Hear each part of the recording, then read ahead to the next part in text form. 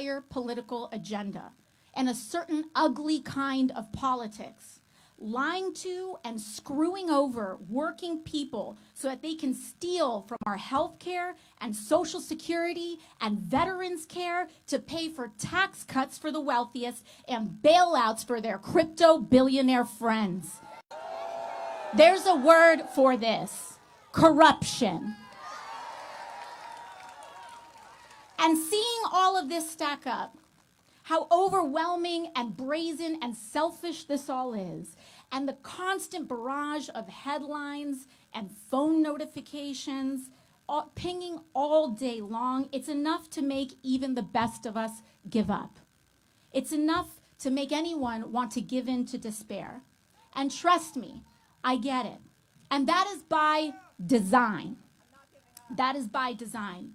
Because when the system is stacked against you, it's hard to feel like anything you do matters. It's hard to feel like we matter in this democracy. And it is easier to give in to despair. And I can tell you, for a while there, when I was working as a waitress, years never being able to get ahead, I felt that way too. I tried to stop caring. I tried to just keep my head down and work my shifts and accept that this is just how things are. But that is no way to live. It's no way to live.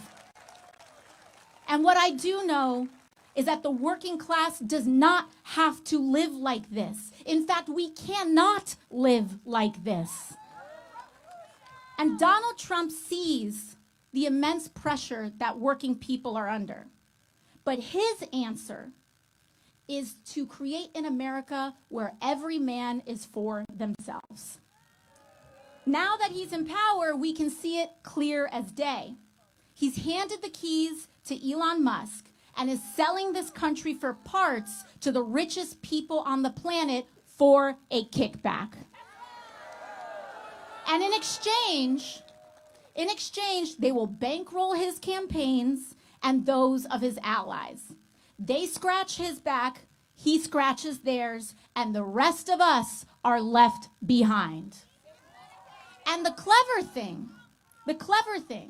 is that the clever thing that these guys sell is making people like you and me think that we're just one step away from being in that club too.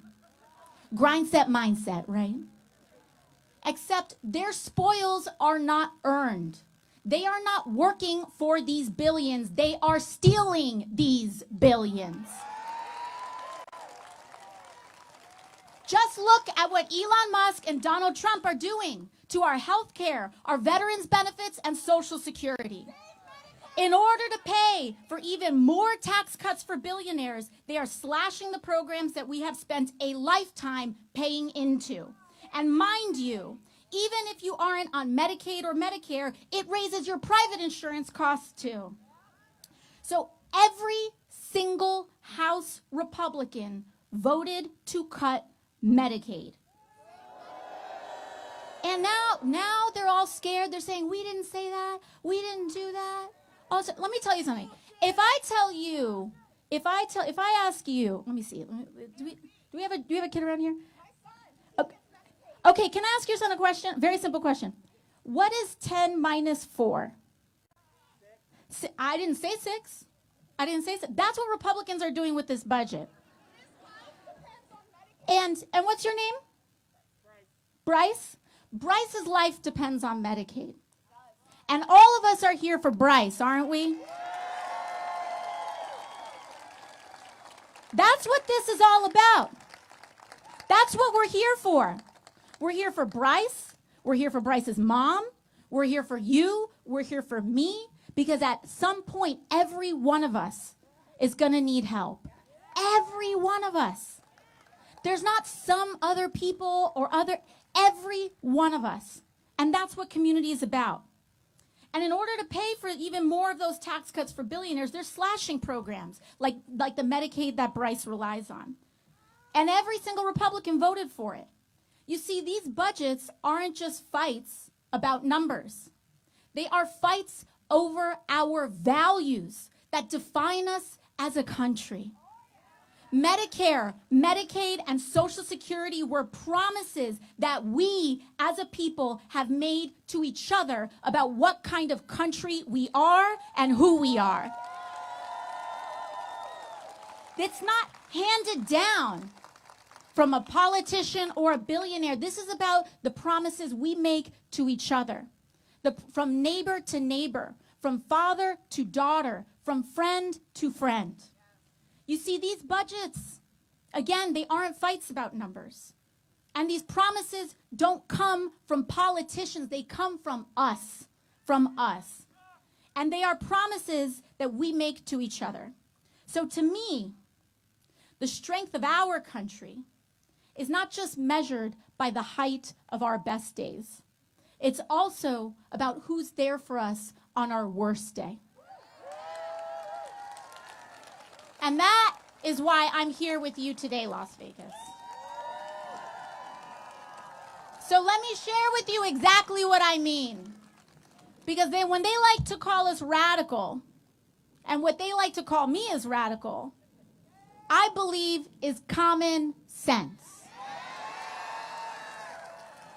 I believe that when a person gets sick, they shouldn't go bankrupt in the wealthiest country in the history of the world.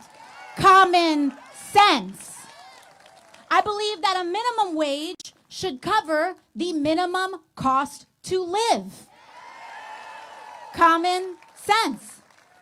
And by the way, we should see that not paying a living wage is also a form of corporate welfare and looting. Because big companies like Walmart and Amazon often rely on the food stamp program and public coffers to cover the wages that they won't pay. I believe that homes are not slot machines for investors and Wall Street to extort working families out of every last dollar that they have. A home is sacred.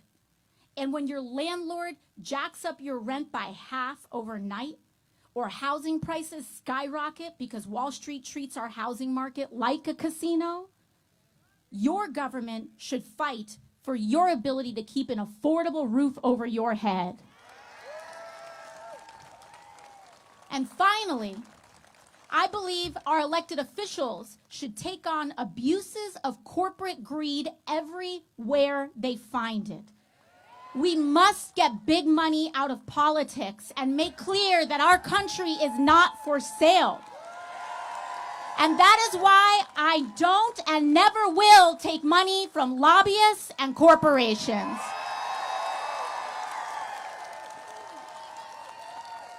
You know, Fox News and the right wing will have you believe that these American values are something out of the Communist Manifesto. That we believe these things because we went to college and read them in a book somewhere. But let me tell you, Fox News, I don't believe these things. I don't believe in healthcare, labor, and human dignity because I'm a Marxist. I believe it because I was a waitress. Because I scrubbed toilets with my mom to go to school. Because I've worked double shifts to keep the lights on. And because on my worst day, I know what it feels like to feel left behind. And I know that we don't have to live like this anymore, Las Vegas. We deserve better than this, Las Vegas. And despite the chaos that surrounds us at the moment, I want you to know that we are closer to that world than we think. This isn't just about Republicans. We need a Democratic Party that fights harder for us too.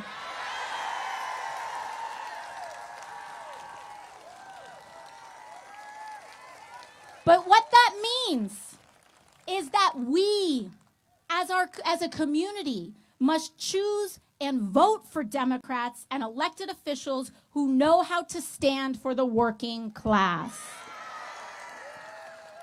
And Las Vegas, I want to tell you, I want to thank you for working hard to make that happen.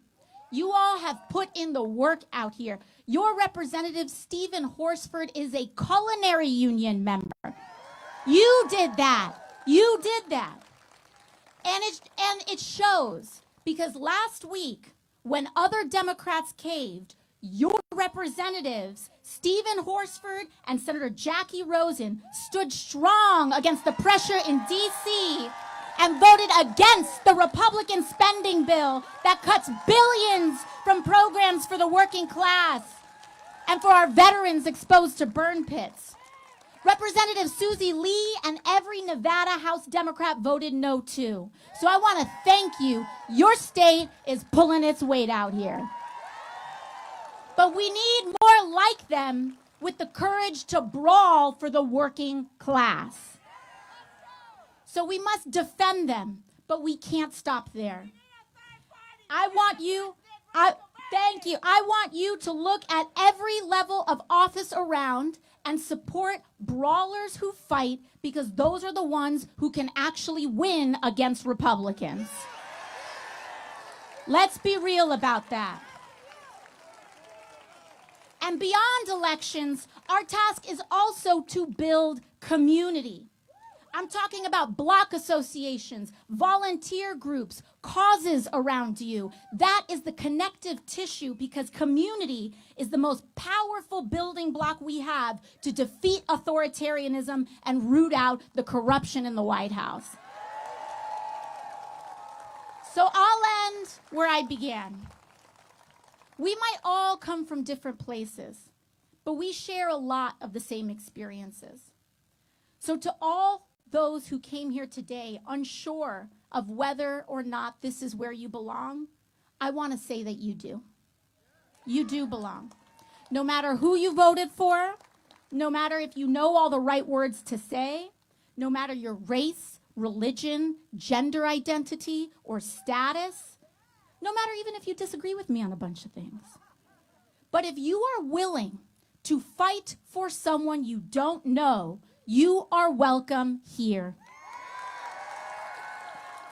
If you are willing to fight for the working class, regardless of who they are, how they identify, or where they come from, you are welcome here. Here, everyone is valued.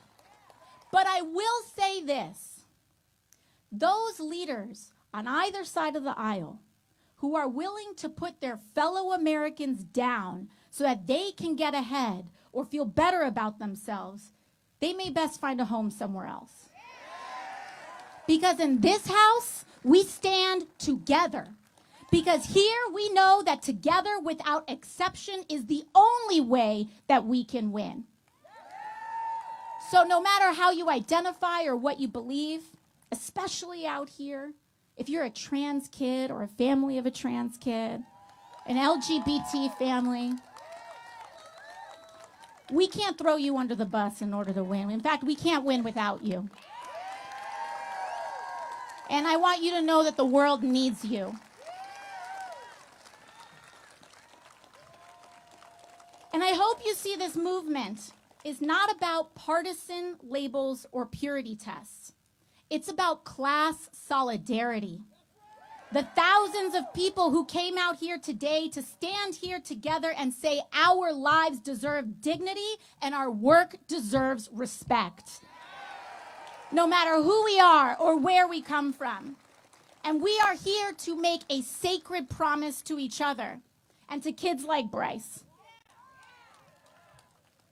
And that promise is to take care of each other on our worst days and to share in the successes of our best.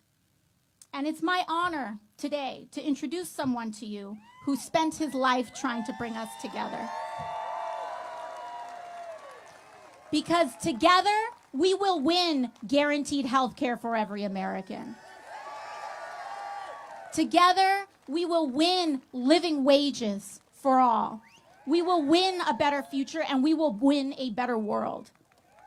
And this person has given voice not only to our frustrations, but also to our vision and the promises, and speaks to the best America that we can be. And that man is Senator Bernie Sanders. So come on up, Bernie.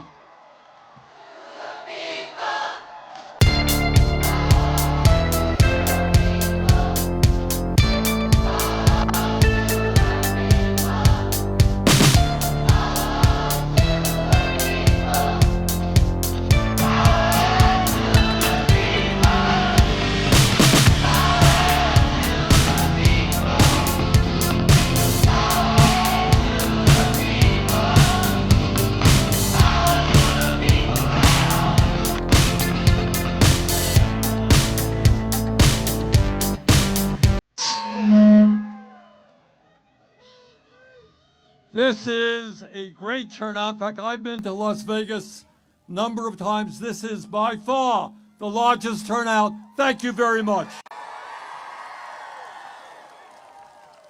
And I want to thank Alexandria for being here with us. You know, she mentioned when she was a kid, she cleaned houses with her mom in order to help pay the family bills. She has not forgotten where she came from. And I want to thank Steve Horsford, who worked for the Culinary Workers Union, former chairman of the Black Caucus, and doing a great job in the Congress. Steve, thanks very much for what you're doing. So why are Alexandria and I here in Las Vegas, and we're heading to Colorado, and we're heading to Arizona? We are doing that because this country faces enormous crises.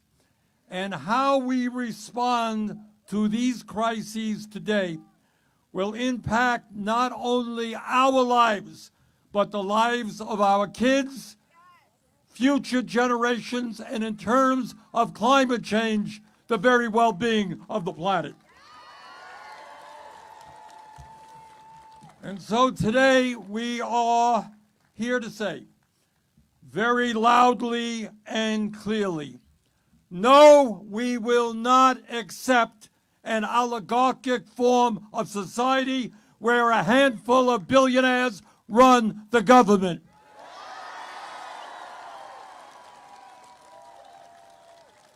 No, we will not accept an authoritarian form of society with a president who undermines the Constitution every day and is working aggressively to take away our freedom of speech and freedom of assembly. No, we will not accept a society of massive economic inequalities where the very rich are becoming much richer while working families across the country struggle to put food on the table. And what we're saying today as clearly as we can, that in the richest country in the history of the world, we demand and will achieve an economy and a government that works for all of us, not just the 1%.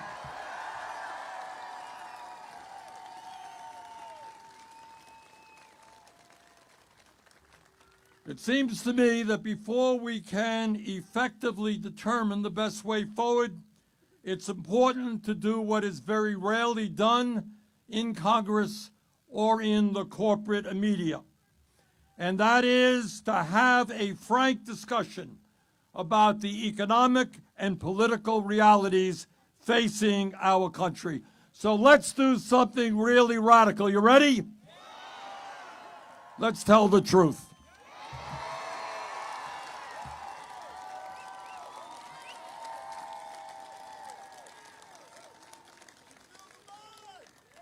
In our country today, we have two very different Americas.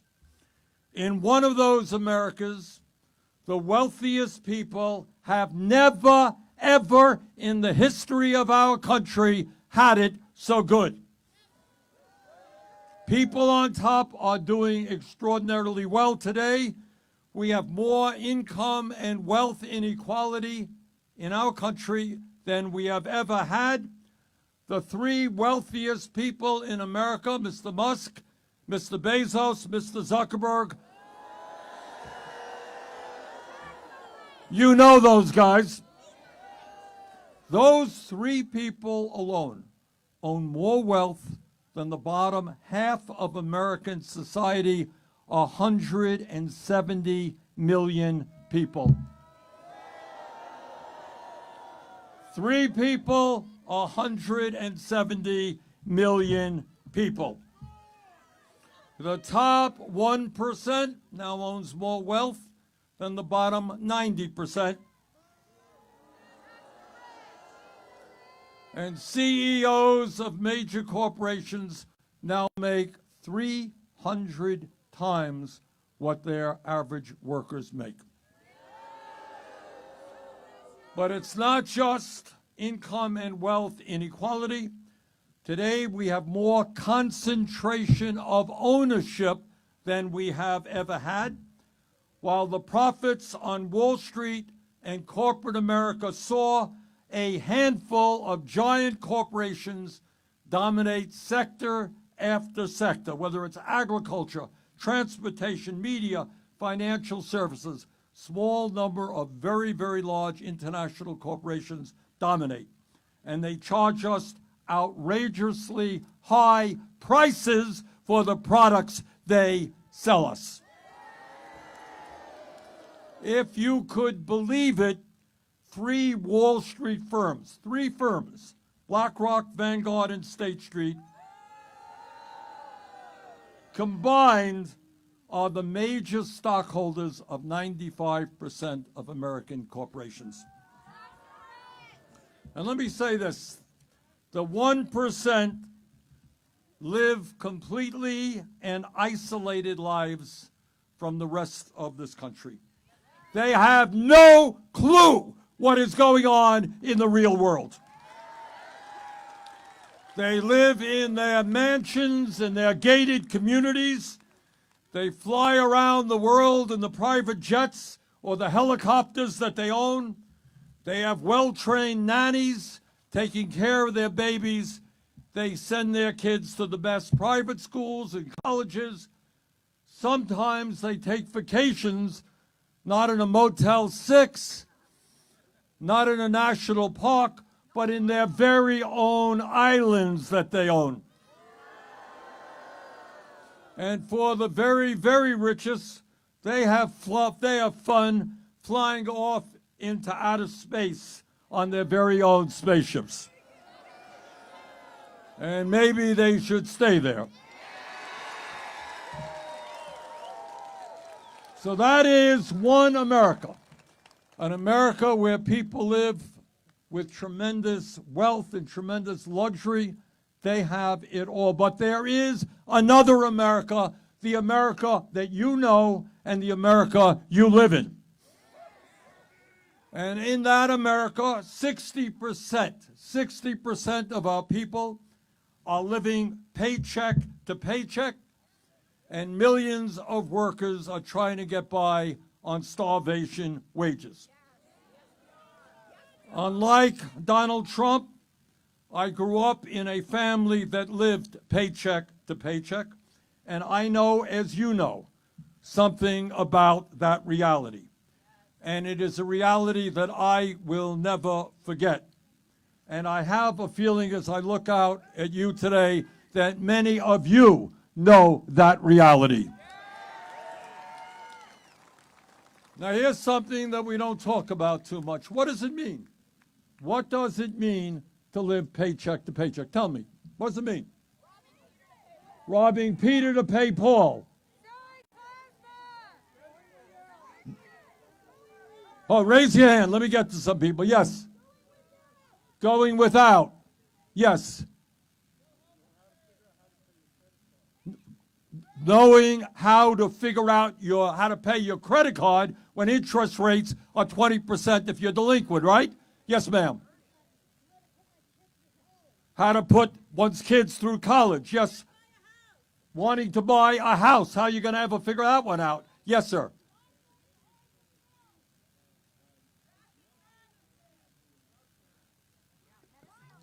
Paying whether or not you're going to buy your prescription drugs or do you pay your rent? Yes, sir. Going hungry in America. Way in the back there, yeah. Wanting to go to college, not having the money to do that, yeah. Okay, yeah. Yes, ma'am. Okay, stress every day to pay the rent. That's what it's about. All right, we can go, look, I know we can go to everybody in the thousands here who will give me a different answer, but here is the bottom line. It means that millions of Americans worry every day, we just heard it, how they're going to pay their rent or how they're going to pay their mortgage.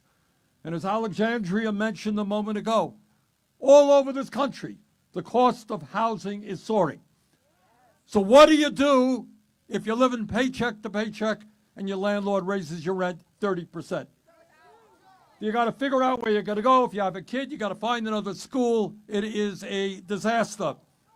How do you live if you're a single mom paying $20,000 a year for child care when you're making $40,000 or $50,000 a year? People want to feed their kids well, want decent food for their kids. How do you provide decent food for kids when the prices at the grocery store are soaring? If you get sick, your kid gets sick, your mom or your dad gets sick, how do you afford to go to the doctor if you have no health insurance or you have a $10,000 a year deductible? How do you pay your credit card bill? People have credit card bills here? And if you don't pay it, Wall Street gets 20%, 30% interest rates. People all over this country just worry about what happens if you're living paycheck to paycheck and your car breaks down. And the guy at the repair shop says it's costing $1,000 to get it fixed. Well, what happens if you don't have that $1,000? How do you get to work? And what happens if you don't get to work? What happens if you get fired? How are you going to take care of your families? Those are the stresses that tens of millions of Americans are experiencing. And let me tell you something that is almost never, ever talked about. In America today, our life expectancy, how long we live on average, is about 4 years shorter than people in most other wealthy countries. But what is even more embarrassing is that working class Americans are living 7 years shorter lives than the wealthy. Why is that? Hold it. Why is that? Raise your hands. Yes, ma'am. All right, this woman hit it right on the head. The answer is stress. What doctors will tell you, it's not a new medical fact, is that when you live under stress every day, trying to figure out how you're going to feed your kids, how you're going to pay the rent, how you deal with a boss who is not very pleasant. All right, right, dealing with Trump, all right. All of that stress has an impact on your body and your mind. And in the richest country in the world, working class people should not have to die unnaturally young. They should be able to live long and productive lives.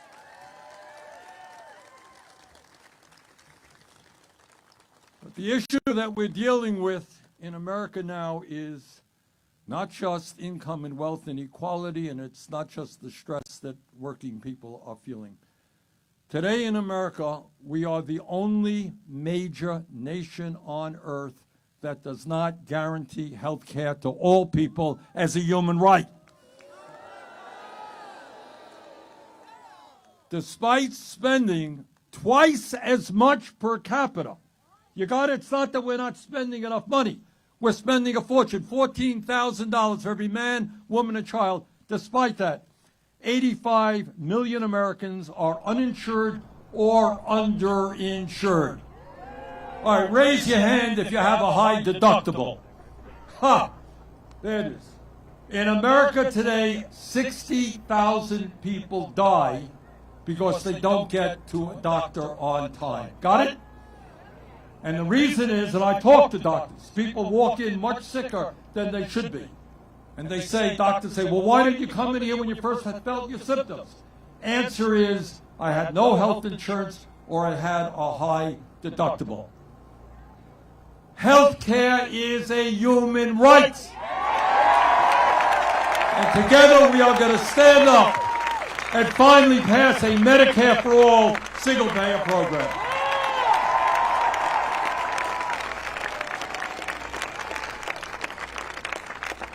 Today, because of the greed of the pharmaceutical industry. Anybody here having a hard time paying for prescription drugs? 1 out of 4 Americans can't afford to fill the prescriptions their doctors write, because in some cases we pay 10 times more for the same drugs as sold abroad. There is no reason why we should pay the highest prices in the world for prescription drugs. Let us stand together and demand that Congress lower the cost of prescription drugs by at least 50%.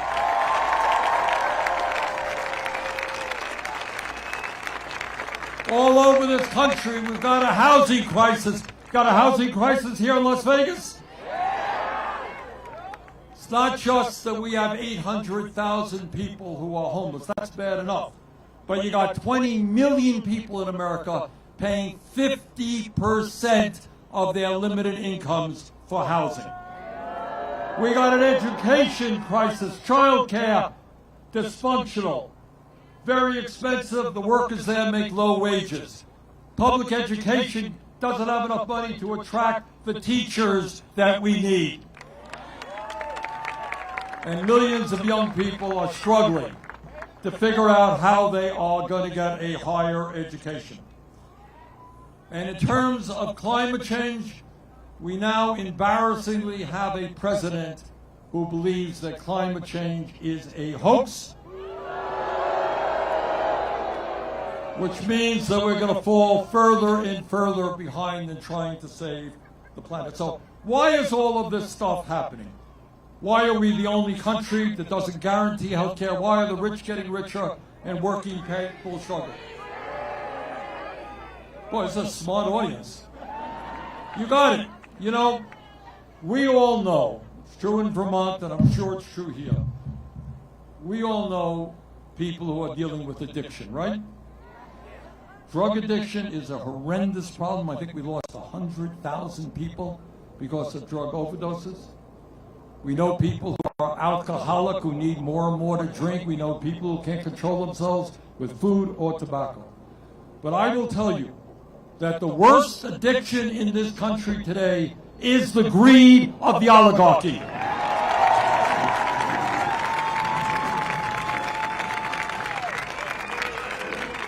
They are like heroin addicts. They need more and more and more. And if they destroy Social Security and Medicaid to get what they want, that is what they will do. And right now, as Alexandria mentioned, they are in the process of dismembering the federal government and cutting programs that low-income and working families desperately need, so they can give themselves over $1 trillion in huge tax breaks. And in order to get those tax breaks, they want to cut Medicaid by $880 billion.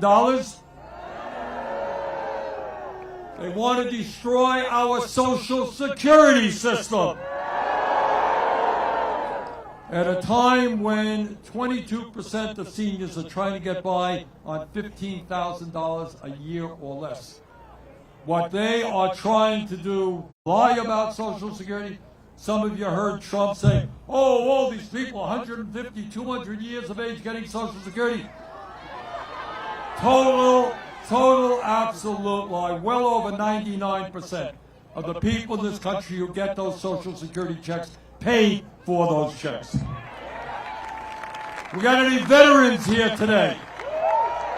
Thank you, veterans. Well, Musk and Trump are going after the VA. They want to lay off over 80,000 employees at the Veterans Administration.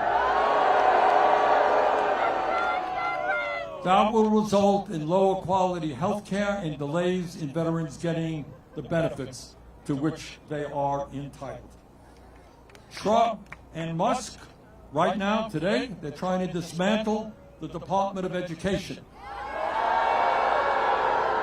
That means public schools in working class areas could lose money. It means that people on Pell Grants are going to have a harder time getting those grants. And it means that kids with disabilities who are now getting the support they need may lose that support. Now, the way you destroy the government is by laying off hundreds of thousands of employees, and that is precisely what they are doing right now. And I want you all to think about this for a moment.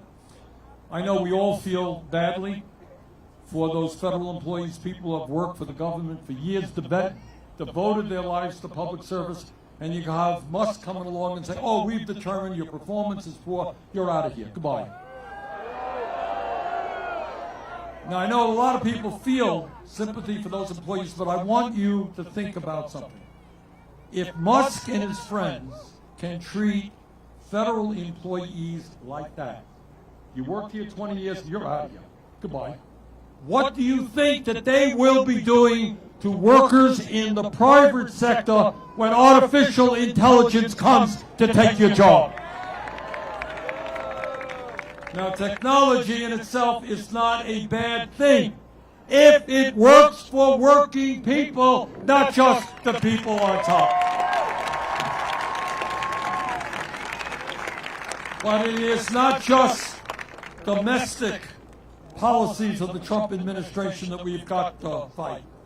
For the first time in our 250-year history, we have a president who is turning his back on democracy and allying us with authoritarianism and murderers like Vladimir Putin.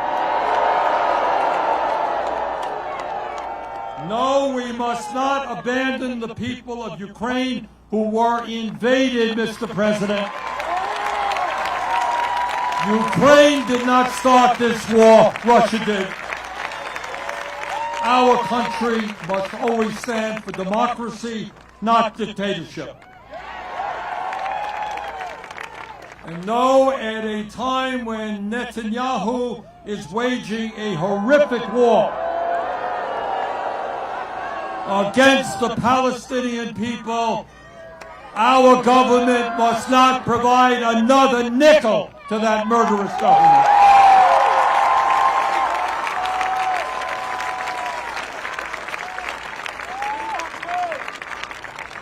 My friends, it is no great secret that our government is way out of touch with the needs of working families. I don't think anybody would deny it. You have a two-party system, both parties heavily dominated by big money interests.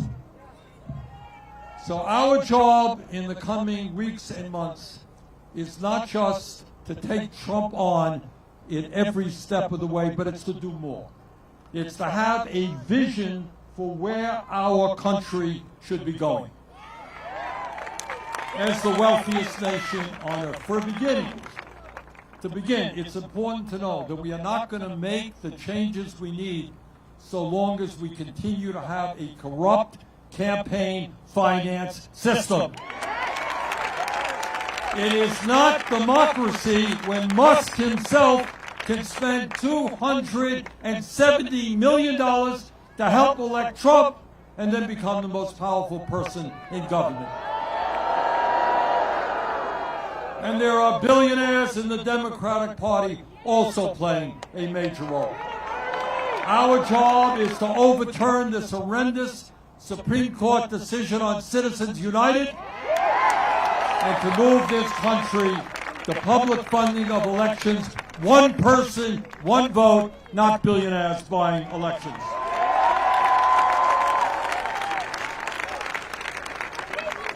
No, we should not be giving huge tax breaks to billionaires.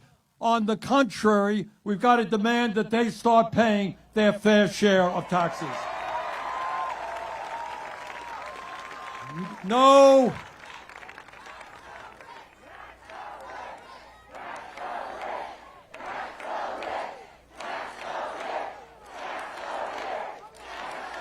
That sounds pretty good up here. And while we're at it, we cannot maintain a federal minimum wage of $7.25 an hour. Got to raise that minimum wage to a living wage, at least $17 an hour. And we, all over this country, workers know that if you want decent wages and benefits and working conditions, you got to join a union. But all over this country, corporations are making it harder and harder for workers to join unions. And that's why we need to pass legislation that I just introduced called the PRO Act, that penalizes any employer that acts illegally when workers are trying to form a union.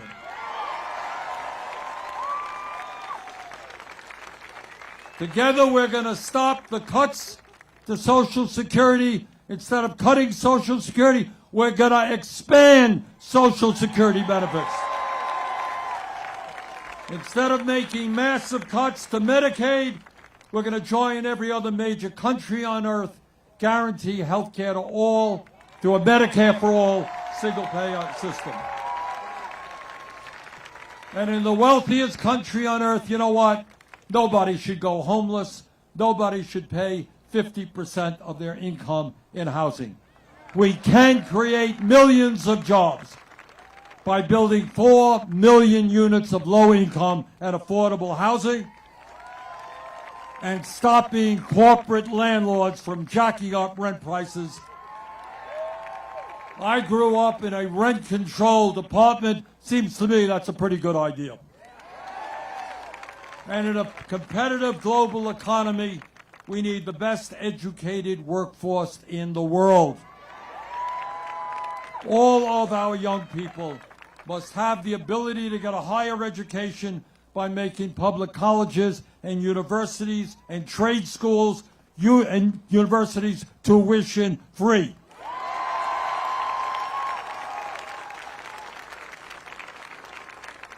Alexandria led the effort for the Green New Jobs, creating millions of good-paying jobs, transforming our energy system to save the planet. Let's do it.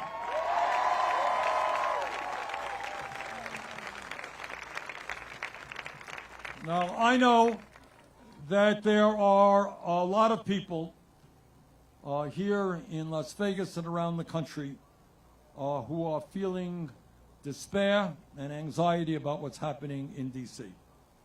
And some of you may feel a little bit hopeless. So let me say this. At this particular moment, this pivotal moment in American history, despair is not an option. Giving up is not acceptable, and none of us have the privilege of hiding under the covers. The stakes are just too high. And let us never forget, real change only occurs when ordinary people at the grassroots level stand up against oppression and injustice and fight back.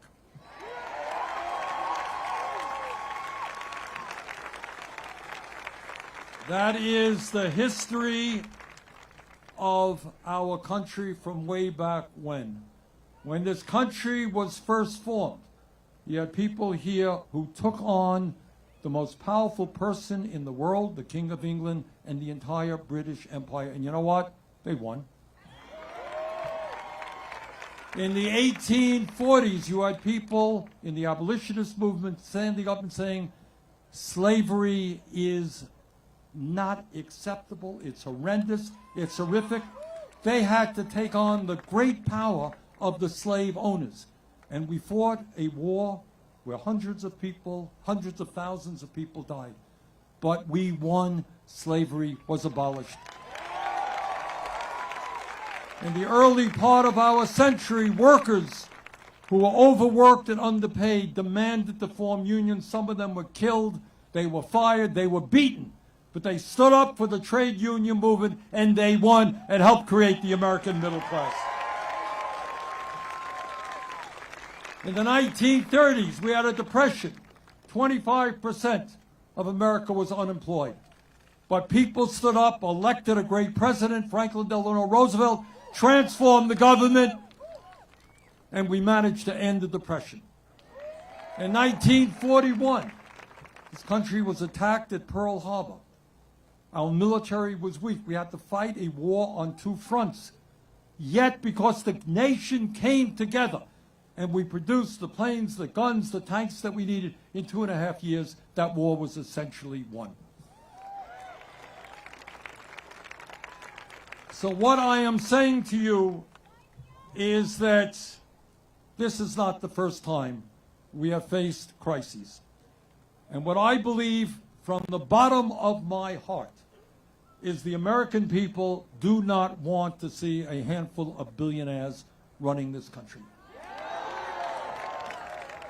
The American people understand that in democracy, we criticize each other, we have free elections, and we're not, like Donald Trump, too cowardly to accept criticism.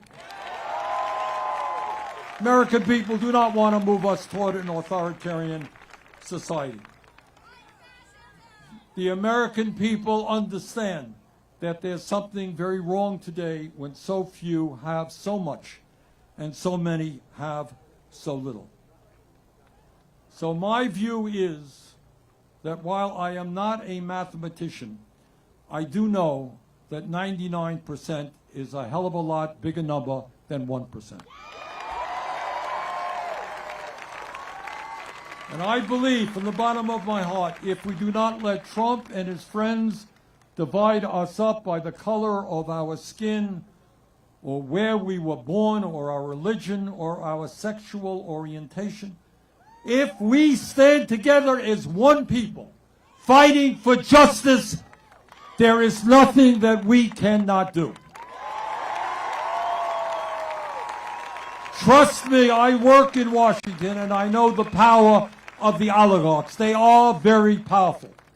But if we stand together, I have zero doubt that we can and will defeat them, that we can transform the economics and politics of this country, and that we can have an economy and a government that works for all of us, not just the 1%. Thank you all very much.